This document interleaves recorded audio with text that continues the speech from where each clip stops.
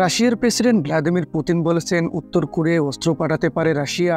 মূলত ইউক্রেনে পশ্চিমাদের অস্ত্র পাঠানোর প্রতিশোধ হিসেবে এই পদক্ষেপ নেবে মস্কো। পুতিন উত্তর কোরিয়ার সফর শেষে ভিয়েতনাম গিয়ে বৃহস্পতিবার সাংবাদিকদের সঙ্গে এসব কথা বলেন। উত্তর কোরিয়ার সফরের সময় কিম জং উনের সঙ্গে পুতিন একটি প্রতিরক্ষা চুক্তি করেছেন। শুক্রবার দ্য গার্ডিয়ানের এক প্রতিবেদনে জানায় রুশ প্রেসিডেন্টের ঘোষণায় গভীর উদ্বেগ প্রকাশ করেছে যুক্তরাষ্ট্র। দেশটির পররাষ্ট্র মন্ত্রণালয়ের মুখপাত্র মিতু মিলার বলেছেন, পিয়ংইয়ংকে অস্ত্র সরবরাহ করা হলে তা কোরীয় উপদ্বীপে অস্থিতিশীল গড়ে তুলবে। তাছাড়া অস্ত্রের ধরনের উপর নির্ভর করবে রাশিয়া জাতিসংঘের নিরাপত্তা কাউন্সিলে খসড়া লঙ্ঘন করছে কিনা। এর আগে উত্তর কোরিয়া ও রাশিয়ার মধ্যে হওয়া চুক্তি নিয়ে প্রতিক্রিয়া জানায় মার্কিন পররাষ্ট্রমন্ত্রী অ্যান্টনি ব্লিংকেন। তিনি এই চুক্তিকে কোরীয় উপদ্বীপের শান্তি ও স্থিতিশীলতার জন্য গুরুতর হুমকি বলে বর্ণনা করেন। ব্লিংকেন বলেন, যুক্তরাষ্ট্রের চুক্তির জবাবে বিভিন্ন ধরনের পদক্ষেপের বিষয় ভেবে দেখবে। শুক্রবার আল জাজিরা লিখেছেন, জাতিসংঘের নিষেধাজ্ঞা অমান্য করে পারমাণবিক ও ব্যালিস্টিক ক্ষেপণাস্ত্রের উন্নয়ন ঘটানোয় পশ্চিমা দেশগুলো উত্তর কোরিয়াকে একঘরে করেছে।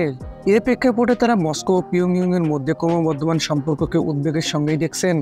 চলতি মাসের শুরুর দিকে পুতিন হুমকি দেন যে পশ্চিমাদের প্রতিপক্ষকে রাশিয়া অস্ত্র সরবরাহ করতে পারে, কারণ পশ্চিমারা ইউক্রেনকে ব্যয়বহুল অস্ত্র সরবরাহ করছে এবং রাশিয়ার অভ্যন্তরের লক্ষ্যবস্তুতে হামলার অনুমতি দিচ্ছে। পুতিন কোন কোন দেশকে অস্ত্র সরবরাহ করতে পারেন এ বিষয়ে তখন কিছু না বললেও এবার তা পরিষ্কার করলেন। তিনি জানালেন, উত্তর কোরিয়া রুশ অস্ত্র পেতে পারে।